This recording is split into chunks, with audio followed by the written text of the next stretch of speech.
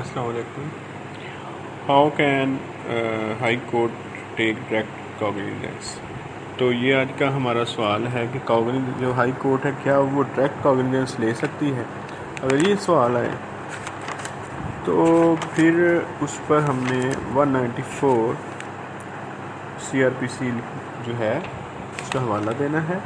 دا high court میں take cognizance of any offense in manner hereinafter provided. Nothing herein contained shall be deemed to affect the provision of any letter, patent, or order by which a high court is constituted to continue any other provision of this code. اب 194 کے تحت court جو ہے high court کسی بھی offence کی direct کوگنیزنس لے سکتی ہے. اب سوال یہ پیدا ہوگا کہ کون سا جو ہے نا پروسیجر ہائی کورٹ اڈاپٹ کرے گی ٹو ٹرائل این اکیوز. تو اس میں یہ جو ہے چیپٹر 22A جو ہے trial for before high courts and court of session, پورا پروسیجر وہی ہوگا. اب لیکن تھوڑا سا یہ ڈفرینس ہے کہ ہائی کورٹ میں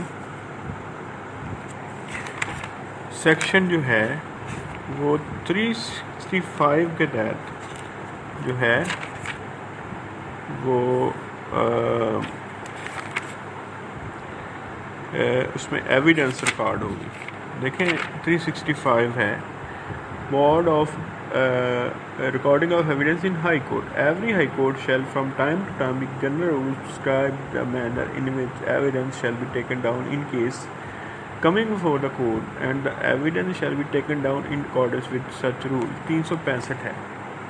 اب نیکسٹ سوال ہے اس میں کہ ہائی کورٹ کون کون سے کیسز کی ڈائریکٹ کوگنیزنس لے سکتی ہے. تو ہائی کورٹ کے اس کے متعلق جو ہے وہ ہے کہ سیکشن 28 ہے کہ offences under penal code subject to the other provision of this code, any offence under the Pakistan penal code may be tried by the high court, by the court of session. یعنی high court کوئی بھی جو ہے وہ offense کو سن سکتی ہے. اور ایک بڑی مزیدار بات ہے کہ 29 کے تحت ہے کہ ہائی کورٹ جو ہے اگر کسی افینس کے متعلق جو ہے نا وہ یہ نہ بتایا گیا کون سی کورٹ اس کی جورسڈکشن لے گی تو وہ پھر ہائی کورٹ اس کو سن سکتی ہے. اور ہائی کورٹ جو ہے وہ 31 کے تحت کوئی بھی سزا دے سکتی ہے.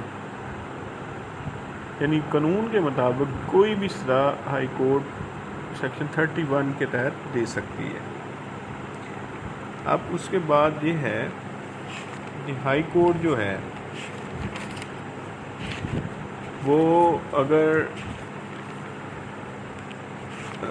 کسی بندے کو جو ہے کسی ملزم کو جو ہے وہ کچھ سزا دے تو کیا ہوگا اپنی اوریجنل جورسڈکشن میں. تو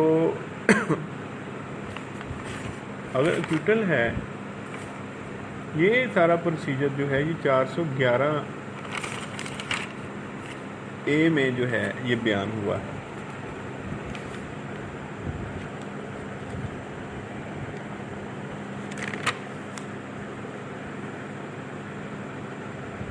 تھینک یو.